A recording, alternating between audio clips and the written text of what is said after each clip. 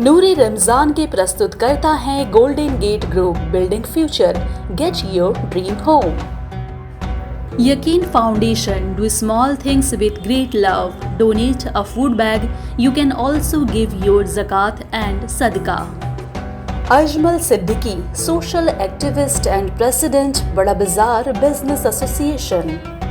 Coordinator Akhtari Shahzada and Shahzada Brothers, Ward number 135 KMC. Rahmat Alam Ansari, Coordinator Ward number 137. Haji Muhammad Ibrahim Mullah, Proprietor Al Zafran Restaurant, Kolkata. Rahat Hussain, President Ward number 62, Trinamool Youth Congress. Zulkarnain Ali, Founder Jazba Welfare Foundation. And Haji Liaquat Sweets, Liaquat Lacha, Kolkata में सबसे अच्छा. Shimla biryani, Shimla restaurant private limited. Ishtiyaq Ahmad Raju, founder मलिका foundation, Kolkata. अस्सलामुअलैकुम नाजरीन, आप सभी का हालात Bengal news take India पर खैर मकदम है। मैं हूं आपके साथ जमशीद और आज एक बार फिर हम आपके सामने नूरे रमज़ान लेकर हाजिर हुए हैं। आज हमारे साथ मौलाना असलम रज़ा साहब हैं जो बेक बगान अहली पोखर फर्स्ट लेन मस्जिद के इमाम ख़तीब हैं। हम इनसे जानने की कोशिश करेंगे। सबसे पहले मौलाना साहब, आपका हमारे स्टूडियो में, हमारे दफ्तर में खैर मकदम है। हम आज रमज़ान के मुताल्लिक से, रमज़ान के ताल्लुक़ से जितने भी सवाल हैं सभी को लेकर आपके सामने हाजिर हुए हैं। सबसे पहले हम आज कुरान के नुज़ूल की बात करेंगे। रमज़ान शरीफ में कुरान शरीफ का नाजिल होना, आखिर अल्लाह ताला अपने बंदों से क्या चाहते हैं। सबसे पहले हम आपको बता दें कि अल्लाह ताला कुरान शरीफ में फरमाते हैं कि शहर रमज़ान अल्लज़ी उन्ज़िला फ़ीहिल कुरान हुदल लिन्नास, हमने रमज़ान के महीने में कुरान शरीफ को नाजिल फरमाया जो इंसानियत के लिए हिदायत का ज़रिया है। हम और भी सवालों को लेकर मौलाना साहब से रूबरू होंगे और उसके जवाब को हासिल करेंगे, लेकिन सबसे पहले हम मौलाना साहब आपसे दरख्वास्त करते हैं कि आप चंद आयतें कुरान शरीफ की तिलावत फरमाएं, उसके बाद हम शो को आगे बढ़ाएंगे। अस्सलामु अलैकुम वरहमतुल्लाहि वबरकातुहू। नाज़रीन और नाज़रात, ख़ुसूसियत के साथ मैं हालात बंगाल न्यूज़ को अपने दिल की अथाह गहराइयों के साथ मुबारकबादी पेश करता हूँ कि इन्होंने एक बड़ा ही अनोखा और निराला अंदाज़ अपनाया और अपने न्यूज़ चैनल के मातहत इस्लाम और इस्लामी कारनामों को बहुत आगे तक पहुंचाने की कोशिश की है। ख़ुसूसियत के साथ इस माह सयाम में नूर रमज़ान शो ला करके अपने इस न्यूज़ चैनल पर बड़े बड़े उलमाए किराम को बुला करके लोगों तक रमज़ान शरीफ का सही पैगाम और इंसानियत को जो इंसान के नाते से होना चाहिए, उन चीज़ों का तसव्वुर, उन चीज़ों के ताल्लुक़ से जो अहकाम आए हैं कुरान और हदीस में, आप तक पहुँचाया जा रहा है। और मैं रब्बे कायनात से दुआ करता हूँ कि रब्बे कायनात हम सब को इस चैनल के मातहत इन कामों को समझने के साथ साथ इस पर अमल करने की तौफीक अता फरमाए। आमीन सुम्मा आमीन। मैं अपने तरफ से ख़ुसूसियत के साथ जमशेद भाई को मुबारकबादी पेश करता हूँ कि आपने ये मौका फ़राहम किया और लोगों तक ये आपका काम जो है बहुत अच्छे तरीके से पहुँच रहा है और इंशाअल्लाह आगे तक पहुँचता रहेगा। जी बिल्कुल, हमारी यही कोशिश है कि हम अपने नाज़रीन के लिए जितना ज़्यादा से ज़्यादा हो सके इन्फॉर्मेशन पहुँचाएँ और सही रास्ता दिखाने की, बताने की कोशिश करें। ये हमारी छोटी सी कोशिश है। इंशाअल्लाह अल्लाह ताला हमारी इस कोशिश को कामयाब फरमाए। आमीन आमीन सुम्मा। जी, सबसे पहले कुरान पाक की तिलावत कर ली जाए। जी जी।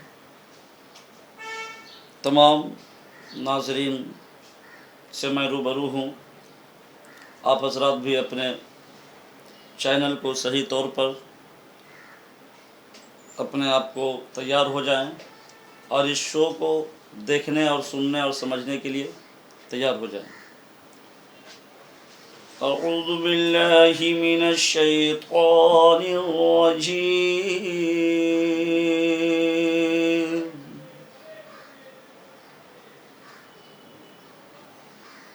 بسم اللہ الرحمن الرحیم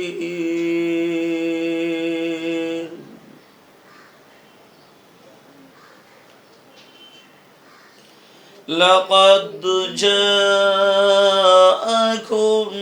رسول من أنفسكم عزيز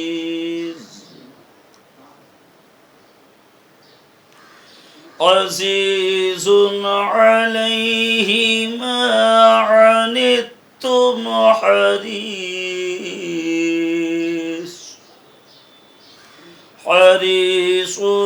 عليكم بالمؤمنين رؤوف رحيم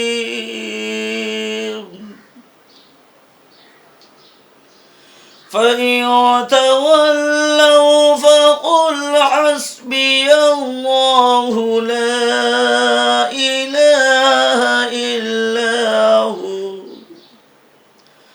عليه توكلت وهو رب العرش العظيم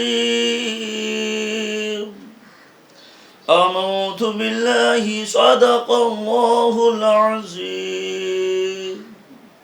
ماشاءاللہ مولانا صاحب بہت بہت شکریہ، آپ نے چند آیتیں تلاوت کی. ہم شو کو آگے بڑھاتے ہیں اور مولانا صاحب سے جاننے کی کوشش کریں گے کہ آخر قرآن شریف کو ماہ رمضان کے مبارک مہینے میں اللہ تعالیٰ نے کیوں نازل فرمایا.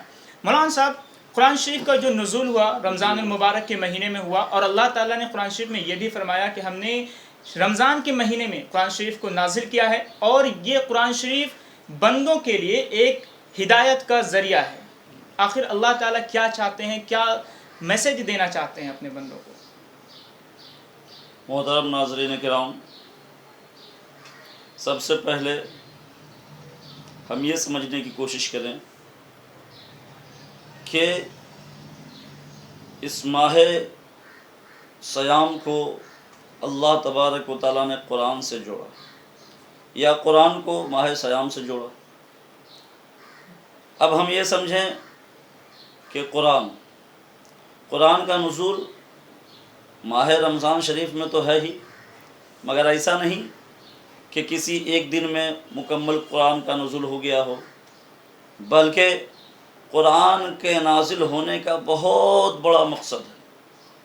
اس مقصد کو انسان سمجھنے کی کوشش کرے، ورنہ اگر مقصد نہ ہوتا تو وہ حضرت مولا علی رضی اللہ تعالیٰ عنہ کا ایک بہت ہی پاکیزہ قول ہے، اور وہ یہ ہے کہ اللہ تبارک و تعالیٰ اگر اپنے بندوں کی بخشش کرنا نہ چاہتا، یعنی بندوں کی بخشش مقصود نہ ہوتا رب کو، تو رب تبارک و تعالیٰ قرآن مقدس کو کہ اس سورہ اخلاص اور رمضان شریف کو نازل نہیں فرماتا. اس حدیث پاک کی روشنی میں ہمیں یہ سمجھنے کی ضرورت ہے کہ یہ رمضان شریف کا مہینہ جو آیا اور قرآن شریف جو آیا، یہ سارا کے ساری چیزیں، یہ رمضان شریف کا پورا مہینہ اور اس کا ہر دن، قرآن شریف کا مکمل پارہ اور اس کی ہر صورتیں انسان کی رہنمائی اور ہدایت کے لیے ہے. جیسا کہ قرآن مقدس کی آیت ہے شہر رمضان الذی انزل فیہ القرآن، یہ رمضان شریف کے مہینے میں ہی قرآن کو اللہ تبارک و تعالیٰ نے نازل فرمایا.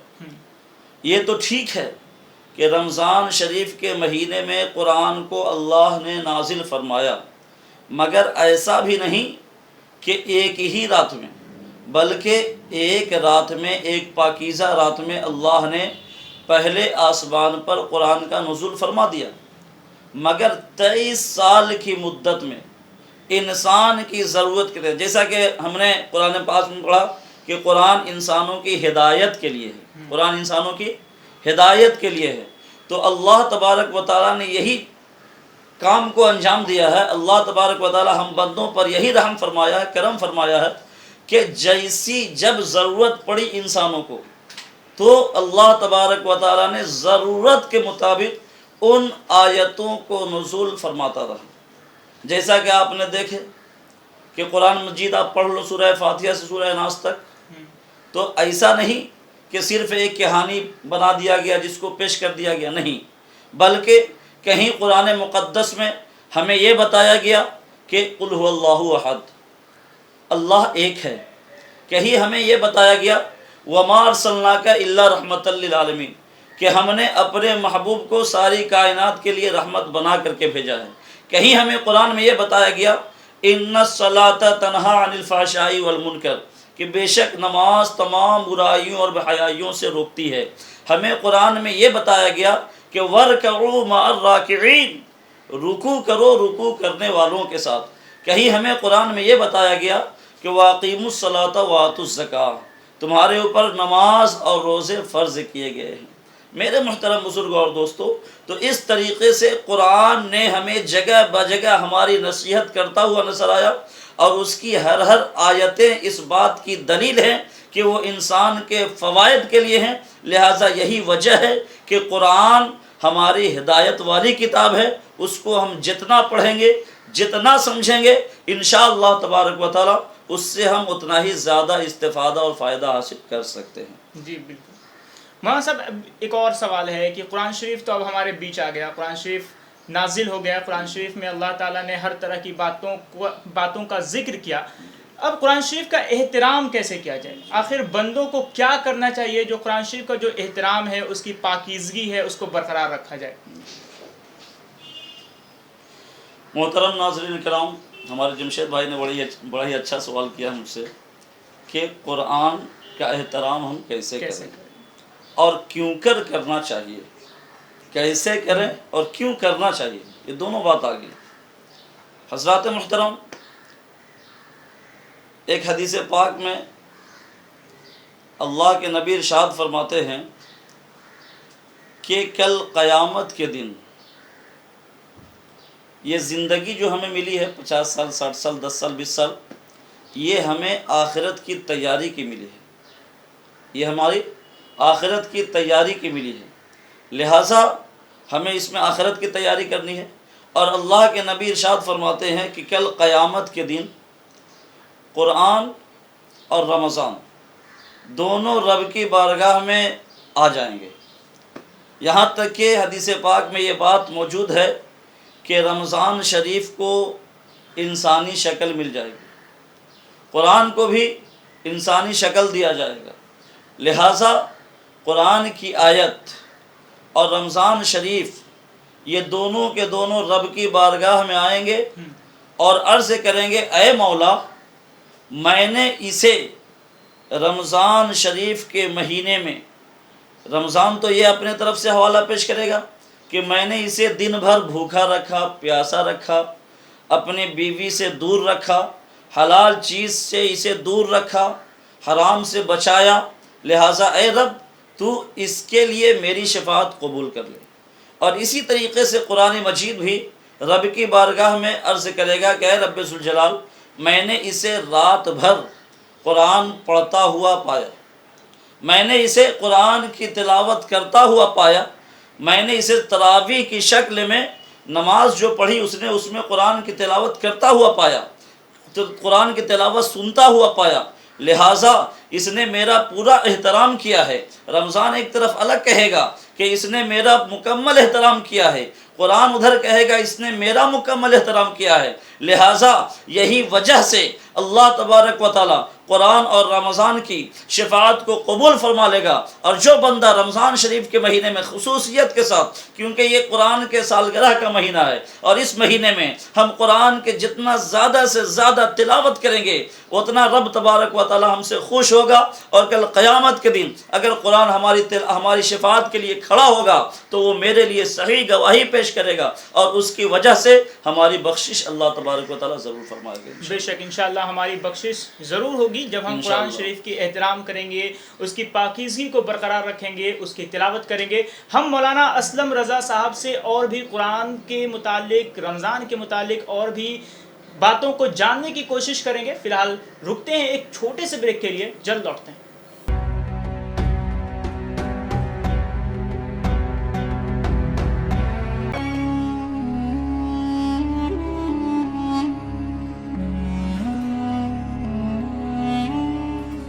नूरे रमजान के प्रस्तुत करता है golden gate group building future get your dream home. Yakin Foundation do small things with great love. Donate a food bag. You can also give your zakat and sadaqah. Ajmal Siddiqui, social activist and president Bada Bazaar Business Association. Coordinator Akhtari Shahzada and Shahzada Brothers, Ward number 135, KMC. Rahmat Alam Ansari, Coordinator, Ward number 137.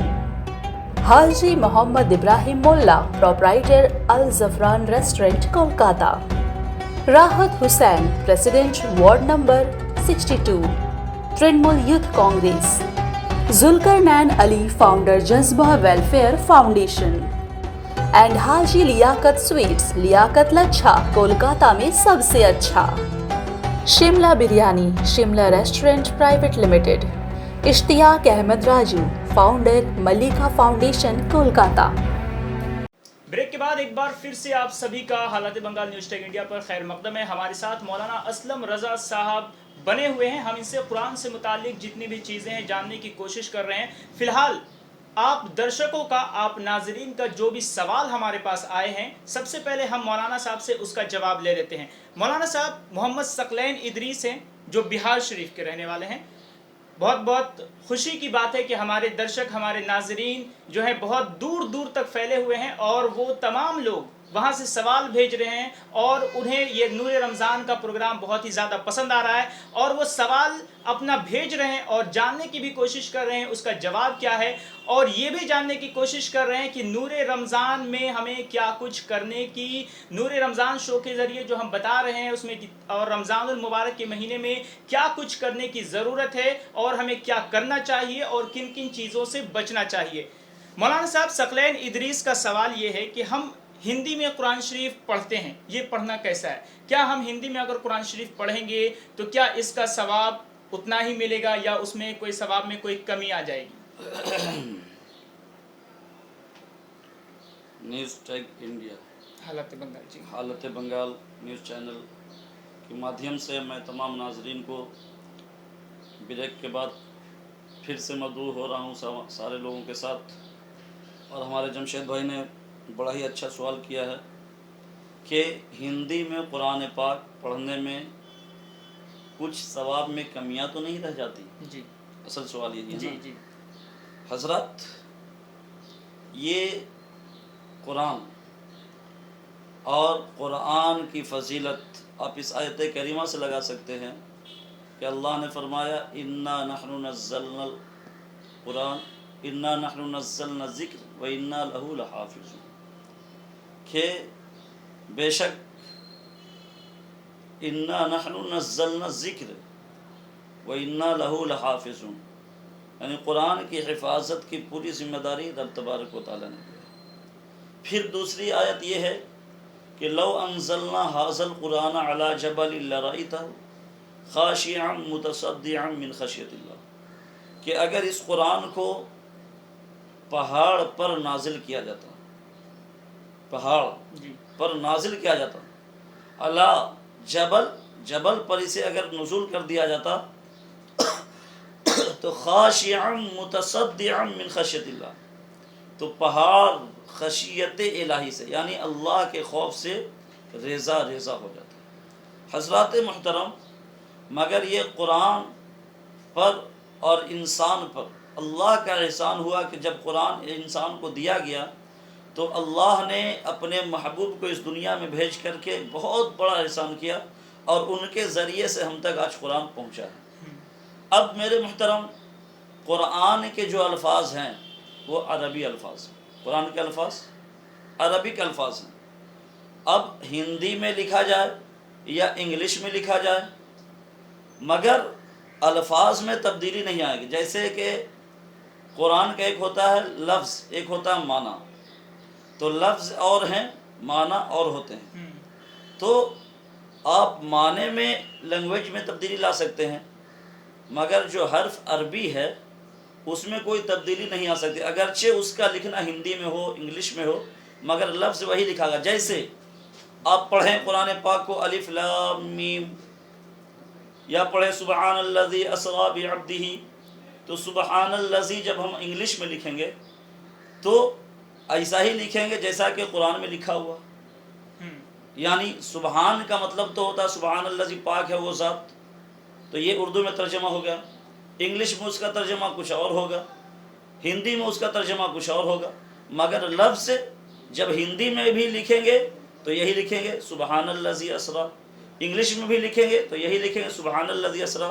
لہٰذا یہ English میں ہو، ہندی میں ہو، جو بھی زبان میں ہو، جس کو جو زبان آسان ہو، کیونکہ یہ قرآن ہی کا احسان ہے، قرآن ہی کا فیضان ہے کہ یہ اترا تھا مکے میں، نازل ہوا تھا مکے میں، مگر قرآن کا یہ اعجاز ہے کہ ساری کائنات میں پھیل گیا.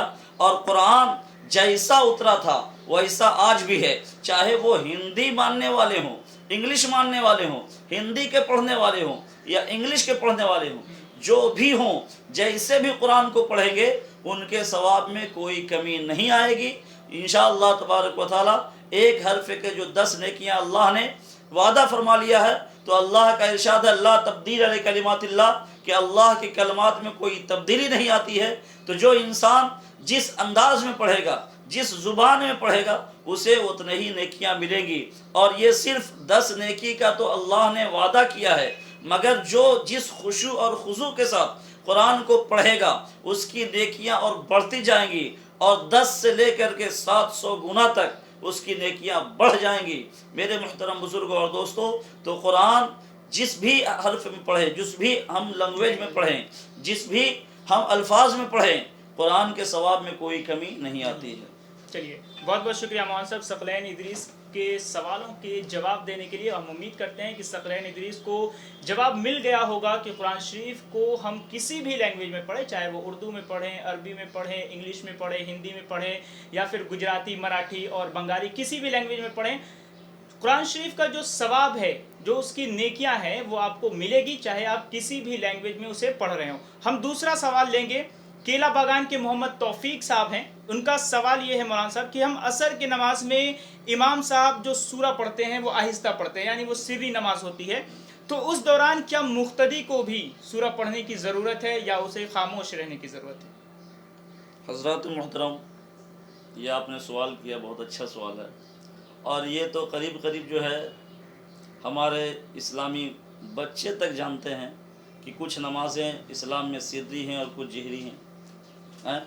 اور خاص کر کے جب ہم امام کی اقتداء کر چکے، تو جب امام کی اقتداء کر لیے تو اب ساری ذمہ داری امام کے سر ہے. اب اس کی جو قرات ہے وہ قرات بھی امام ہی کریں گے. اور اس کے علاوہ جیسے نیت ہے، جیسے تسبیحات ہیں، جیسے تحیات درود ہیں، تو ان چیزوں کو ہم پڑھیں گے. مگر اس کے علاوہ قرآن میں ایک جگہ آیا کہ فَاسْتَمِعُوا لَهُ وَأَنصِتُوا لَعَلَّكُمْ تُرْحَمُونَ. جب قرآن پڑھا جائے تو غور سے سنو. جب قرآن پڑھا جائے تو غور سے سنو اور چپ رہو. میرے محترم، اس آیت سے ہم سمجھیں کہ ٹھیک ہے جب قرآن پڑھنا ہم سن نہیں پا رہے ہیں، مگر اتنا تو جان رہے ہیں کہ امام قرآن پڑھ رہا ہے، تو قرآن پڑھنے کے وقت چپ بھی رہنا ہے. پہلے تو حکم سننا ہے اور چپ رہنا ہے. تو سنائی تو نہیں دے رہا ہے، مگر کم سے کم جب پڑھا جا رہا ہے تو اس کے لیے ہم چپ رہیں. تو امام جب قرآن کی تلاوت کر رہے ہیں تو مقتدی کو کسی طریقے کی تلاوت کا کوئی حکم نہیں ہے، بلکہ سورہ فاتحہ بھی نہیں پڑھیں گے.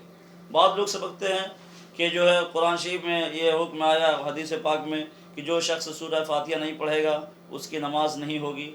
میرے محترم بزرگوں اور دوستو، نہیں، ایسی کوئی بات نہیں ہے، بلکہ سورہ فاتحہ نہیں پڑھے گا اس کی نماز میں لا صلاۃ الا بفاتحۃ الکتاب، حدیث پاک ہے لا صلاۃ الا بفاتحۃ الکتاب، کہ جو شخص سورہ فاتحہ نہیں پڑھے گا اس کی نماز نہیں ہوگی.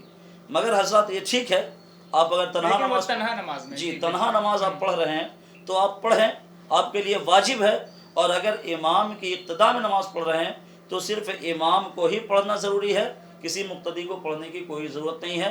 امام اگر پڑھ لیا تو امام کے پڑھنے سے امام کو بھی ثواب ملے گا اور آپ کو بھی اس کا پورا ثواب ملے گا. چلیے بہت بہت شکریہ مولانا صاحب محمد توفیق کے سوال کا جواب دینے کے لیے. ہم امید کرتے ہیں کہ کیلا باغان کے محمد توفیق کو اس سوال کا جواب مل گیا ہوگا کہ جب آپ نماز میں امام کی اقتدا میں نماز پڑھ رہے ہوں، چاہے وہ عصر کا نماز ہو، ظہر کا نماز ہو یا پھر مغرب کی اور عشاء کی نماز ہو، تو آپ امام کی جب اقتدا کر لیتے ہیں تو آپ انہیں صرف اور صرف خاموشی کے ساتھ سنیں، چاہے امام صاحب زور سے تلاوت کر رہے ہوں، قرات کر رہے ہوں، یا پھر خاموشی سے امام صاحب قرات کر رہے ہوں. آپ کا وہاں پر صرف اور صرف خاموش رہنا ہی امام کی اقتدا ہے اور آپ کی نماز وہیں پر ہو جائے گی. چلیے، بہت بہت شکریہ ہمارے ساتھ جڑنے کے لیے. ہم اپنے مولانا اسلم رضا صاحب کے بھی شکر گزار ہیں کہ انہوں نے اپنا وقت نکال کر ہمارے دفتر پر آئے اور ان تمام پہلوؤں پر بات چیت کی اور ہمیں زیادہ سے زیادہ جانکاری دینے کی کوشش کی. ہم اور بھی نور رمضان ایپیسوڈ میں آپ کے لیے اور بھی بہت ساری جانکاریاں لے کر آئیں گے اور کئی ٹاپکس کو لے کر رمضان کے تعلق سے بڑے بڑے علماء کرام کے ساتھ بات چیت کرنے کی کوشش کریں گے. فی الحال دیجیے ہمیں اجازت اور دیکھتے رہیے حالات بنگال نیوز ٹیک انڈیا. شکریہ.